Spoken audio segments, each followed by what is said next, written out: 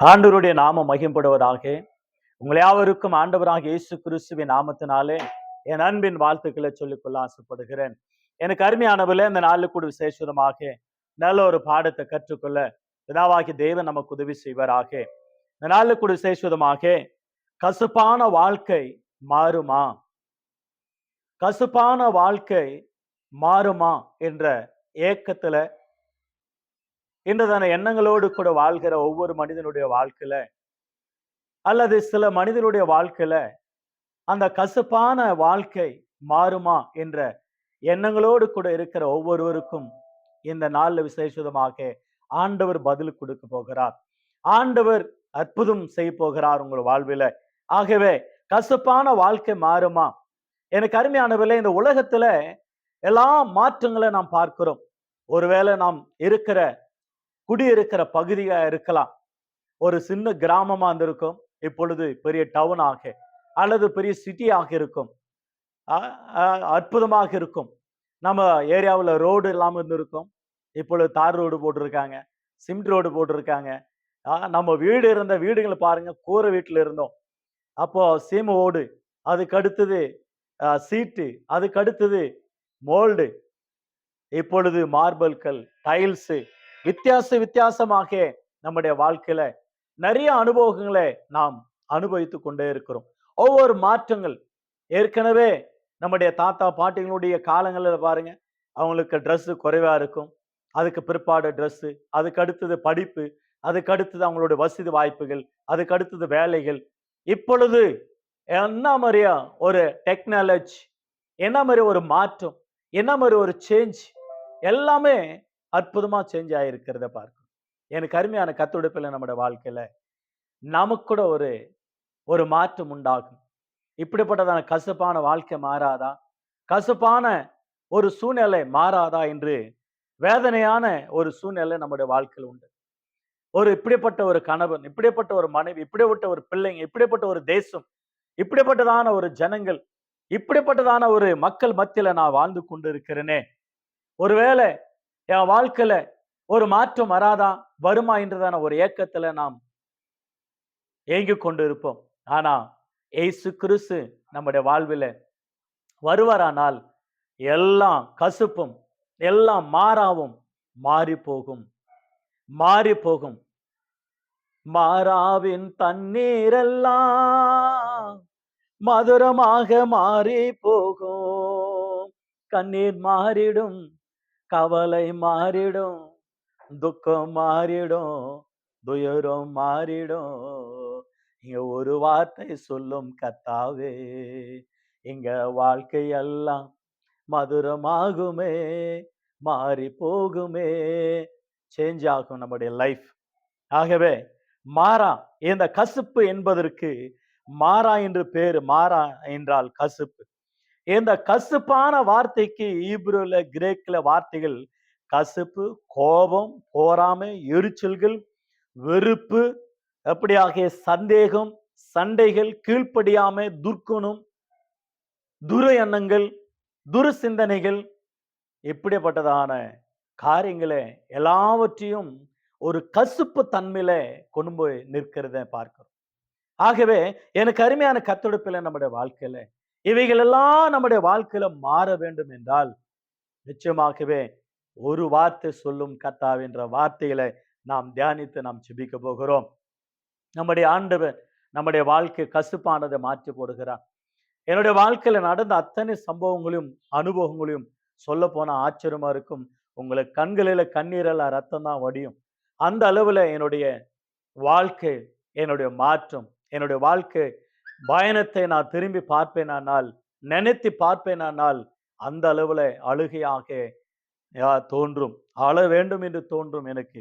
எனவே முதலாவதாக இஸ்ரவேல் ஜனங்கள் எகிப்து தேசத்துல 430 வருடங்களாக அடிமைகளா இருக்கிறார்கள். 30 வருடங்கள் யோசேப்பு உயிரோடு இருக்கும் பொழுது சுகபோகமாக வாழ்ந்தார்கள், ஆசீர்வாதமாக இருந்தார்கள்.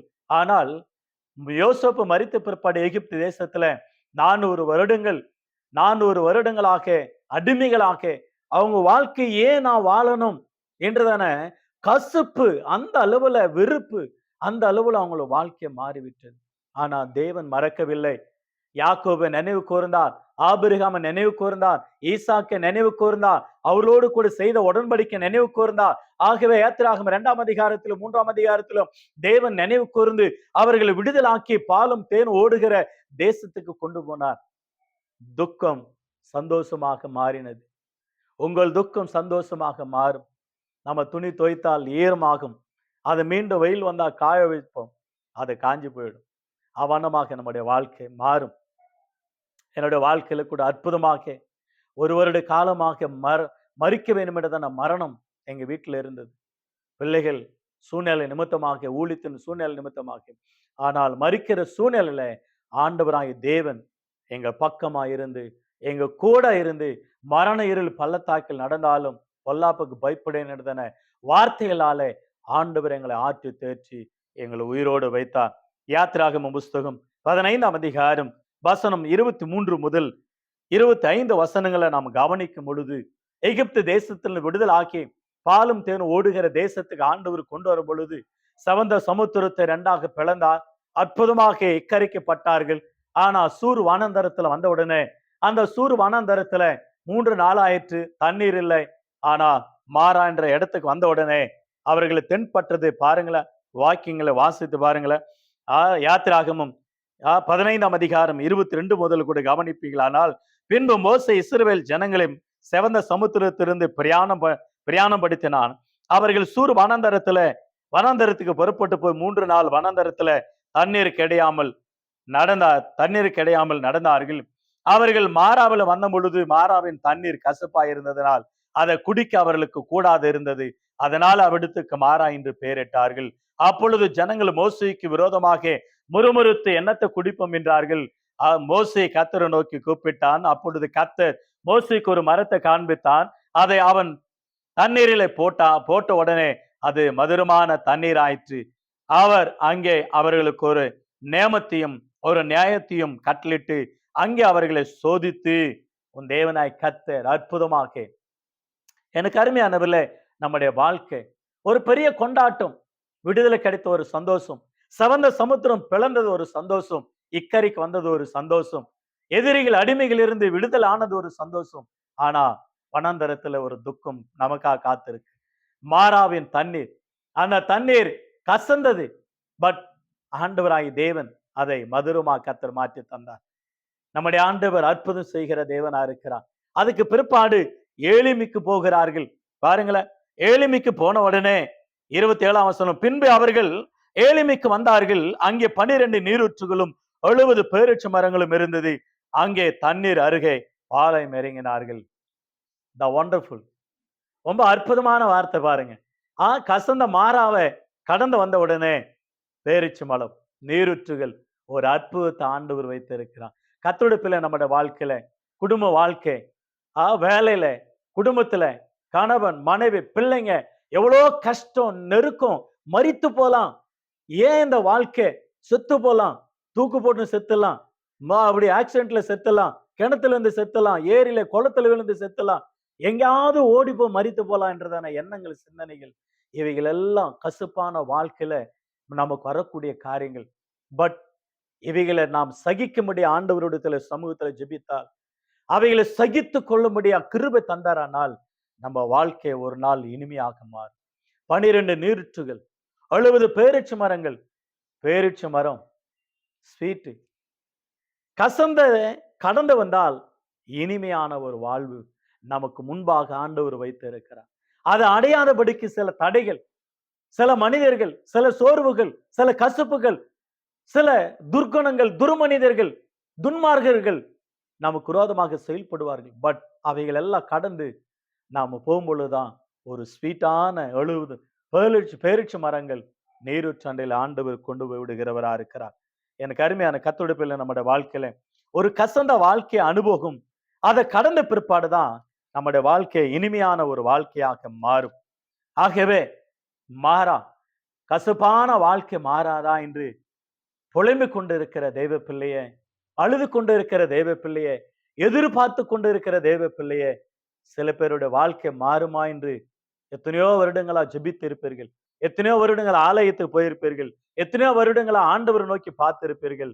ஆண்டவர் சில நாட்களாக சிலருடைய வாழ்க்கையில மாற்றம் உண்டாயிற்று.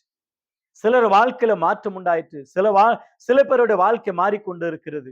சில பேருடைய வாழ்க்கை கேள்விக்குறியா இருக்கிறது. உங்களுக்கு கர்த்தர் சொல்லுகிறார், உங்க வாழ்க்கையும் மாறும். உங்களையும் ஆண்டவர் மாற்றுவார்.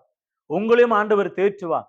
உங்க வாழ்க்கை கூட கசப்பை மதுரமாக, கசப்பான வாழ்க்கை மதுரமான வாழ்க்கையாக, கசப்பை இனிமையாக, இனிப்பாக, இனிமையானதாக ஆண்டவர் மாற்ற வல்லவரா இருக்கிறார். மாற்றுவார். என்னாகம புஸ்தகம் 2வதாக என்னாகம புஸ்தகம் 5ஆம் அதிகாரத்துல நாம் வாசிக்கிறோம். இது நல்ல அருமையான ஒரு சம்பவம். பட் இதை நம்ம படிக்கும் பொழுது நமக்கு அழுகையா வரும். இந்த அதிகாரம் என்னாகம புஸ்தகம் 5ஆம் அதிகாரம் 11 முதல் சில வாக்கியங்களை நீங்கள் கவனித்துப்பீங்களா?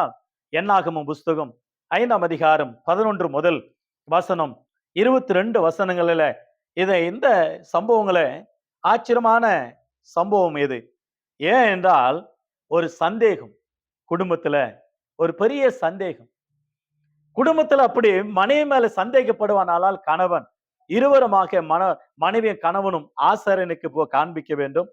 ஆசாரியன் அவர்களை பரிசோதித்து அவர்கள் மேல ஒரு எரிச்சலின் ஆவி இருக்குமானால், அப்படி ஒரு எரிச்சலை ஆவியும் சந்தேகத்தின் ஆவியும் கணவன் மேல வருவோமானால் அந்த பெண்மணிக்கு என்ன கொடுக்க வேண்டும் என்று சொல்லி அந்த இடத்துல வேதத்துல வாசிக்கிறோம். அருமையான ஒரு சம்பவம். ஒருவேளை தன்னுடைய மனைவி தவறா நடப்பாளானால், அவர்களுக்குள்ள ஒரு சந்தேகம் இருக்குமானால் ஆசாரியன் என்ன செய்ய கடவான் என்று சொல்லப்படுகிறது.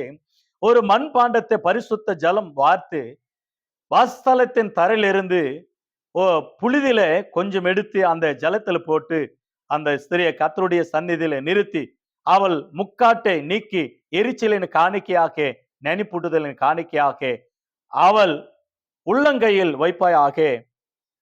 சாபகரணமான கசப்பான ஜலம் ஆசாரியன் கையில் இருக்க வேண்டும். பின்பு அந்த வார்த்தைகள் எல்லாம் சொல்லிட்டு வந்து அவள் தவறு செய்து அந்த பெண்மணி தவறு செஞ்சிருந்தால் அவள் இடுப்பு சூம்பும், அவள் வயிறு வீக்கம் கொண்டு அவள் உடனே சாபத்தீடாகி அவள் மரணத்துக்கு உள்ளாக மாறிவிடுவாள். ஆனா அவள் தவறு செய்ய விட்டால் எதுவுமே நடக்காது. ஒரு சந்தேகம் குடும்பத்தில், ஒரு சந்தேகம் மனைவி, ஒரு சந்தேகம் கணவன், சந்தேகம் சந்தேகப்பட்டு சந்தேகப்பட்டு எத்தனை பேர் குடும்பங்கள் பிரிந்திருக்கு, எத்தனை குடும்பங்கள் அழிந்திருக்கு, எத்தனை குடும்பங்கள் ஒன்று காணாம போயிருக்கு. எனக்கு அருமையான கர்த்தருடைய பிள்ளைகள், நம்முடைய வாழ்க்கையில் சந்தேகன்றதான கசப்பு உன் குடும்பத்தில் உண்டானால் உன் குடும்பமே நிலைத்திருக்காது, உன் வாழ்க்கையே நிலைத்திருக்காது, உன்னுடைய வாழ்க்கையை சீர்கட்டு போகும். சமுதாயத்துல நீங்கள் நிச்சயமாகவே ஒரு பெரிய ஒரு ஒரு கேவலமாக எண்ணப்படுவீர்கள். அந்த சந்தேகத்தின் எரிச்சலின் ஆவி நம்ம குடும்பத்தை விட்டு விலக வேண்டும், நம்ம வாழ்க்கை விட்டு விலக வேண்டும். அது இருக்கவே கூடாது. நம்பிக்கை தான் வாழ்க்கை. நம்பிக்கையோட வாழ்வதுதான் வாழ்க்கை. ஆண்டவர் மேல பாரத்தை போட்டு நாம் குடும்பம் பயம் பக்தியான குடும்பமா இருக்குமானால் ஆசீர்வாதமா இருக்கு. தவறாக நடந்தால் நீங்களும் மரித்து போவீர்கள். அந்த தவறு செய்கிற மனிதர்கள் நிச்சயமாகவே ஆண்டவர் தண்டிக்காம விடமாட்டார். கொலேசியர் 3ஆம் அதிகாரம் 19ஆம் வசனத்தில் வாசிக்கிறோம். புருஷர்களே உங்கள் மனைவிகளில் அன்பு கூறுங்கள், அவர்கள் மேல் கசந்து கொள்ளாதிருங்கள். கசப்பா இருக்காதீங்க, அன்பு கூறுங்கள். கிறிஸ்து நம் பாவங்களை மன்னித்தார். ஆகவே நீங்கள் ஒருவருக்கொரு கை கூப்பி ஆண்டவரை நோக்கி ஜெபம் பண்ணி நீங்கள் மன்னியுங்கள், ஜெபம் பண்ணுங்கள். கர்த்தர் உங்கள் பட்சத்தில் இருக்கிறார். ஆகவே தைரியமா இருந்த ஆண்டவருக்காக பயம் பக்தியுள்ள குடும்பங்களாக நாம் மாற வேண்டும். அதுதான் ஆண்டவர் எதிர்பார்க்கிறார். 3வதாக சேஷதமாக ஆண்டவர் அற்புதமான ஒரு வாழ்க்கை. 1 சாமுவேலின் புஸ்தகம் உங்களுக்கு நன்றாக தெரியும். 1 சாமுவேலின் புஸ்தகம் அற்புதமான ஒரு அதிகாரம், அற்புதமான ஒரு சாமுவேலுடைய வாழ்க்கை. சாமுவேலுடைய தாய் பேரு அன்னாள். அந்த அன்னாள் பிள்ளை இல்லை. எல்கனா என்றதான ஒரு பக்தி உள்ள ஒரு மனிதனுக்கு 2 மனைவிகள், அன்னாள், பெனினாள். இந்த பெனினாளுக்கு பிள்ளைகள் உண்டு, அன்னாளுக்கு பிள்ளைகள் இல்லை.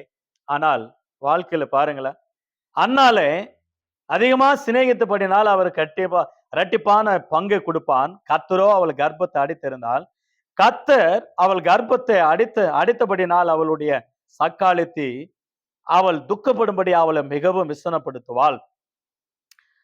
அவள் கர்த்தருடைய ஆலயத்திற்கு போகும் சமயத்தில் அவன் வருஷந்தோறும் அந்த பிரகாரமாக செய்வான். இவள் அவளை மனமடிவாக்குவாள். அப்பொழுது அவள் சாப்பிடாமல் அழுது கொண்டிருப்பாள். அவள் புருஷனாகி எல்கானா அவளை பார்த்து, அன்னாலே ஏன் அழுகிறாய், ஏன் சாப்பிடாது இருக்கிறாய், ஏன் சஞ்சலப்படுகிறாய் விசாரிக்கிறார். 1 சாமுவேலின் புஸ்தகம் 1ஆம் அதிகாரம் வசனம் 5 முதல் 8 வசனங்களில நாம் கவனிக்கிறோம், அல்லது 10 வசனங்களை கவனிங்க. 1 சாமுவேல் 1ஆம் அதிகாரம் 5 முதல் 10 வாக்கியங்கள். இந்த 6ஆம் வசனம் 7ஆம் வசனத்துல விசனப்படுத்துவாளா சக்காளித்தி, ரொம்ப வேதனைப்படுத்துவாள். கசந்த போய் சாப்பிட முடியாத அழுகையா அழுகை, வேதனை, விசானம். உங்க வாழ்க்கையில் அப்படி இருக்கிறீங்களா? நீங்கள் அப்படி வேதனைப்படுகிறீர்களா? துக்கப்படுகிறீர்களா? ஆனால் ஒரு முடிவுக்கு வாங்க. அன்னாள் வேதனைப்பட்டாங்க.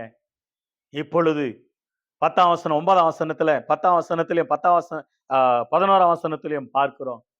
அன்னாள் அவள் போய் மனக்கசந்து மிகவும் அழுது கர்த்தரை நோக்கி விண்ணப்பம் பண்ணினாள். அன்னாள் கர்த்தரை நோக்கி விண்ணப்பம் பண்ணினாள்.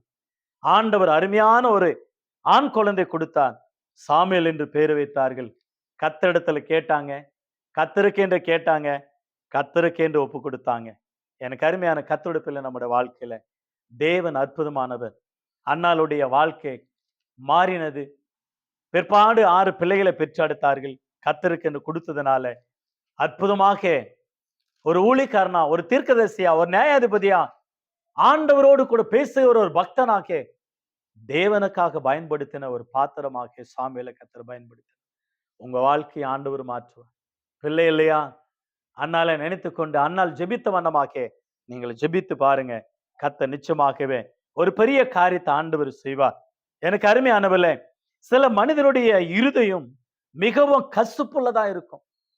அவங்களுடைய இருதயம் மாறணும். அதனால்தான் கசுப்புன்ற வார்த்தைக்கு எரிச்சல், கோபம், அப்படியாக சந்தேகம், சண்டைகள், கீழ்ப்படியாமை, துர்க்குணம், கசுப்பு, இவைகள் எல்லாம் இந்த மாறா என்ற வார்த்தை மூலமாக அவங்க வாழ்க்கையே கசுப்பாகவே காணப்படும். ஆகவே உபாகமம் புஸ்தகம் 29ஆம் அதிகாரம் 18ஆம் வசனம் கூட பாருங்களேன். உபாகமம் 29:18.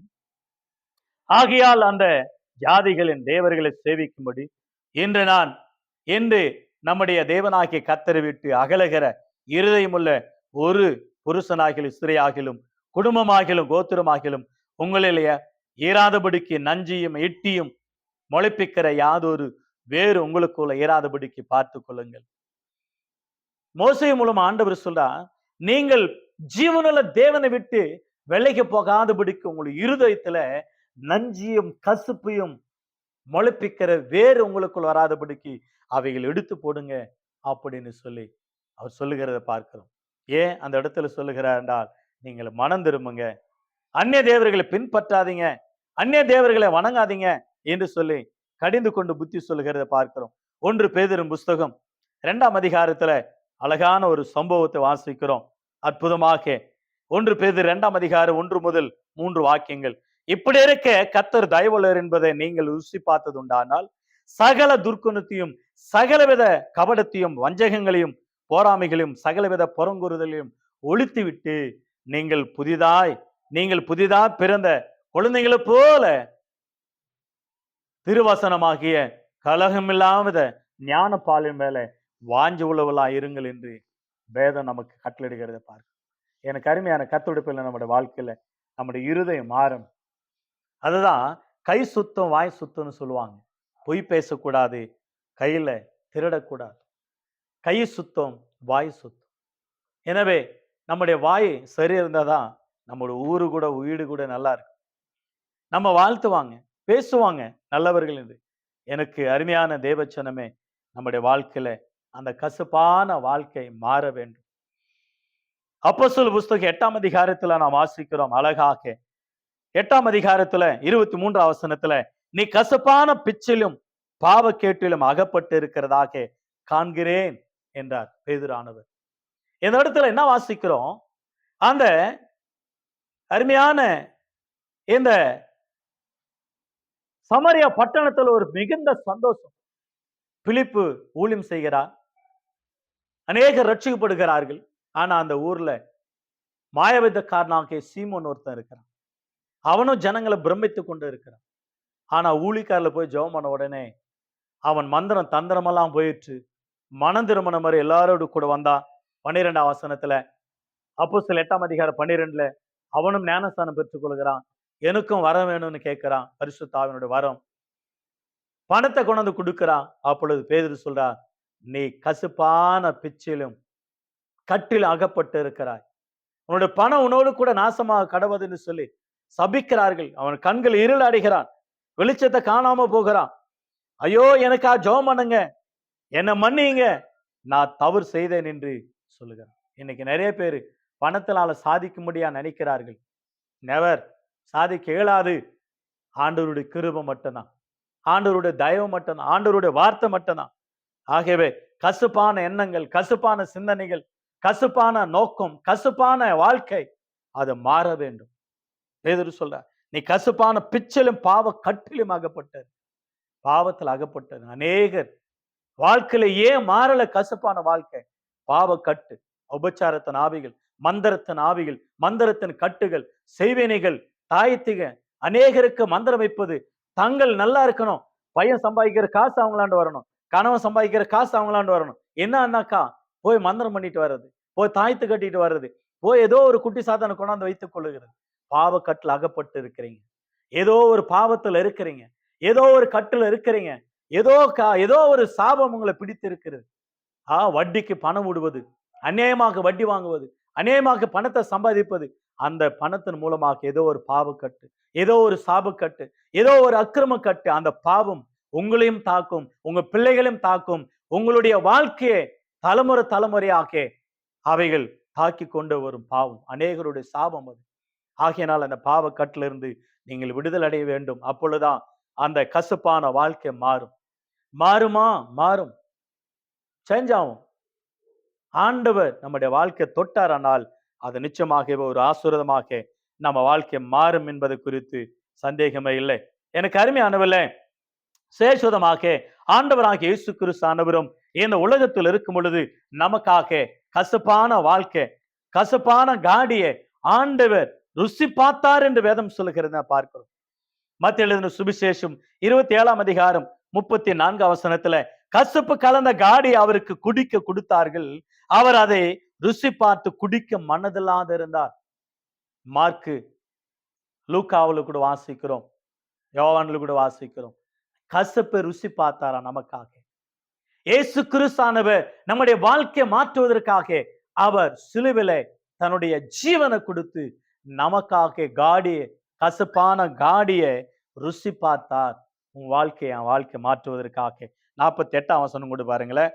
வசனம் 48, உடனே அவர்களில் ஒருவன் ஓடி கடற்காலனை எடுத்து காடியில தொய்த்து அதை ஒரு கோழியில மாட்டி அவருக்கு குடிக்க கொடுத்தான். என்ன வார்த்தை பாருங்க, கசப்பை ஆண்டவர் நமக்காக ருசி பார்த்தார். கசப்பு கலந்த காடியை ஆண்டவர் ருசி பார்த்தார், நமக்காக ருசி பார்த்தார். ஏன்? நம்ம கசப்பான வாழ்க்கை மாற்றுவதற்காக ஆண்டவராக இயேசு கிறிஸ்து ஆண்டவர் கல்வாரி சிலுவையில தன்னுடைய ஜீவனை கொடுத்து கசப்பான அனுபவத்தையும் ஏற்றுக்கொண்டார், கசப்பான காடியம் ஏற்றுக்கொண்டார். சங்கீதம் 69ஆம் சங்கீதம் 21ஆம் வசனத்தை கவனித்து பாருங்க. என் ஆகாரத்துல கசப்பு கலந்து கொடுத்தார்கள், என் தாகத்துக்கு காடியை குடிக்க கொடுத்தார்கள். அதனால்தான் மத்திய 27:34 யோவான் எழுதின சுவிசேஷம் 19:29 நாம் வாசிக்கிற அந்த வார்த்தை அற்புதமாக ஆண்டவர் நமக்காக எழுதி வைத்திருக்கிறார் பாருங்க. 19ஆம் அதிகாரம் யோவான் 19ஆம் அதிகாரம் வசனம் 29ஆம் வசனம் பாருங்களேன். காடி நிறைந்த பாத்திரம் அங்கே வைக்கப்பட்டு இருந்தது. அவர்கள் கடற்காலனை காடியில தொய்த்து ஈசோப்பு தண்டிலே மாட்டி அவர் வாயினிடத்தில் நீட்டி கொடுத்தார்கள். 30ஆம் வசனம், இயேசு காடியை வாங்கின பின்பு முடிந்தது என்று சொல்லி தலையை சாய்த்து ஆவியை ஒப்பு கொடுத்தார். எனக்கு அருமையான கர்த்தருடைய ஜனமாகிய நம்முடைய வாழ்க்கையில தேவன் நமக்காக கசப்பை ருசி பார்த்தார் என்று வேதம் சொல்லுகிறது. கசப்பை ருசி பார்த்தா நம்முடைய ஆண்டவர் நமக்காக கசப்பு மாறும். கொஞ்ச காலம்தான். பொறுத்து இருக்க வேண்டும். பொறுத்து இருக்க வேண்டும். ஆண்டவருடைய நாம மகிமைக்காக நம்ம வாழ வேண்டும். அதுதான் ஆண்டவர் எதிர்பார்க்கிறார். ஆகவே எனக்கு அருமையான கர்த்தருடைய பிள்ளை, நம்முடைய வாழ்க்கையில ஆண்டவரை நோக்கி பார்ப்போமானால், எகிப்து தேசத்தில் இஸ்ரவேல் ஜனங்களுடைய கசுவை மாற்றினவர். அன்றைக்கு குடும்பத்துல சந்தேகத்துல கணவனும் மனைவியும் ஆசாரியர்கள் இடத்துல போனார்கள். ஆசாரியன் அவர்களுக்காக ஜெபம் பண்ணான், ஆலோசனை கொடுத்தான். இன்னைக்கு அநேக குடும்பங்கள், சந்தேகத்தில் இருக்க குடும்பங்கள் சபைக்கு வர வேண்டும். ஆண்டவருடைய வார்த்தை கேட்க வேணும். அந்த எரிச்சலின் ஆவி, சந்தேகத்தின் ஆவியை துரத்தணும். நம்முடைய குடும்பங்கள் ஆசீர்வாதமா இருக்கும். நம்முடைய குடும்பங்கள் நிம்மதியா இருக்கும். நம்முடைய குடும்பங்கள் ஆண்டவருக்காக சாட்சிகளா வாழும். ஆகவே கசப்பான வாழ்க்கை மாறுமா? எஸ், மாறும். மாற்றுகிற தேவனா இருக்கிறார். என் வாழ்க்கை ஆண்டவர் மாற்றினார். பாவ பழக்க வழக்கங்களை மாற்றினார். பாவத்திலிருந்து ஆண்டவர் மாற்றினார். எவ்வளோ காரியங்கள் இந்த ஆண்டவர் மாற்றினார். உங்க வாழ்க்கையும் ஆண்டவர் மாற்றுவார். உங்க வாழ்க்கையும் ஆண்டவர் மாற்றுவார். உங்களையும் ஆண்டவர் மாற்றுவார். கசந்த மாறா மதுரமாக மாறும். கடைசியாக ஒரு வசனத்தை வாசிக்க ஆண்டவர் நமக்கு உதவி செய்வாராக. கடைசியாக ஒரு வசனத்தை வாசிக்கலாம். அற்புதமாக ஆண்டவராகிய தேவன் நமக்காக நமக்காக ஆண்டவர் நல்ல ஒரு வார்த்தையில எழுதி வைத்திருக்கிறார் நமக்காக. கடைசியாக வெளிப்படுத்தின விசேஷம் 8ஆம் அதிகாரம் வசனம் 11, 12. அந்த நட்சத்திரத்துக்கு 8 என்று பேர். அதனால் தண்ணீரில் 1/3 எட்டிய போல கசப்பாயிற்று. இப்படி கசப்பான தண்ணீரினால் மனுஷரில் அநேகர் செத்தார்கள். எவ்வளவு வார்த்தை பாருங்க. 10ஆம் வசனம். 3ஆம் தூதன் எக்காலம் ஊதினான். அப்பொழுது ஒரு பெரிய நட்சத்திரம் தீவட்டை போல எரிந்து வானத்திலிருந்து விழுந்தது. அது ஆறுகளில் 1/3 நீரூற்றுகளின் மேல் விழுந்தது. அந்த நட்சத்திரத்திற்கு 8 என்று பேர். அந்த நட்சத்திரம் 8 என்று பேரு. அந்த நட்சத்திரம் விழுந்தது தண்ணீரிலே. தண்ணீர் கசப்பாயிற்று. ஆண்டவர் அதெல்லாம் மாற்றினார். கடைசி நாட்கள் நடக்கக்கூடிய சம்பவங்கள் இவைகள். ஆகவே நம்முடைய ஆண்டவராகிய தேவன் இந்த கடைசி நாட்களில இந்த வார்த்தைகளை ஆண்டவர் ஆசீர்வதித்து நமக்காக மாற்றுவராக. எனக்கு அருமையான கர்த்தருடைய பிள்ளை, நம்முடைய வாழ்க்கையில கசந்து போன வாழ்க்கையை அநேகருடைய குடும்பங்களுக்கு மாற்றி இருக்கிற தேவன், நம்மளையும் மாற்றி இருக்கிற தேவன் அநேக குடும்பங்களுக்கு ஒரு ஆசீர்வாதமாக கர்த்தர் வைப்பாராக. மாறாவின் தண்ணீரை மதுரமா மாற்றின ஆண்டவர், நமக்காக கசப்பை ருசி பார்த்த ஆண்டவர். ஆகவே கர்த்தர் நல்லவர் என்பதை ருசித்து பாருங்கள். அவர் மேல் நம்பிக்கை இருக்கிற மனுஷன் பாக்கியவான் என்று வேதம் சொல்லுகிற வண்ணமாக கர்த்தருடைய வேதத்தை நேசிப்போம், வாசிப்போம், கர்த்தருடைய ஆலயத்துக்கு போவோம், கர்த்தரை தேடுவோம். கர்த்தர் நமக்கு உதவி செய்வாராக. ஆண்டவர் தாம் இந்த வசனங்கள் ஆசீர்வதிப்பாராக. God bless you all.